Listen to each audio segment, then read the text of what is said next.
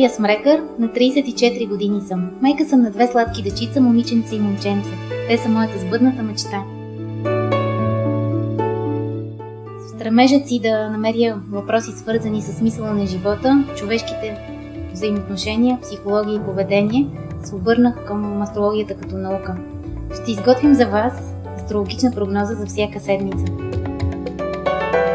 Разчитайки планетните конфигурации за всеки слънчев знак по-отделно, ще се постарая да ви насочвам най-правилно къде да съсредоточите усилията си, в какво ще имате късмет, къде ще се явяват трудности и ще трябва да намалите темпото. Отдадена на астрологията от известно време и изучавайки я през себе си, съм се убедила в нейната истинност. Аз съм Слънце във Везни, Луна в Лъв, Асцендент Дева. Въздух, огън, земя. Или с други думи казано, моята същност е баланс и хармония, душата ми е обич и топлосърдечност, а връзката ми със света е прецизност и усъвършенстване.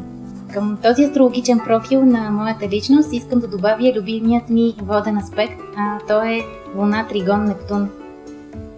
Именно този аспект ме вдъхновява, прави ме мечтателна, романтична, състрадателна, човечна. Той е този, който ме дарява с обич към изкуството, морето и психологията. Ето това съм аз накратко, според най-основните астрологични показатели. Ще вложа целия си ентусиазъм на млад астролог, за да ви навигирам според звездната карта. Надявам се да ви бъде интересно с мен, така че до скоро! Чао!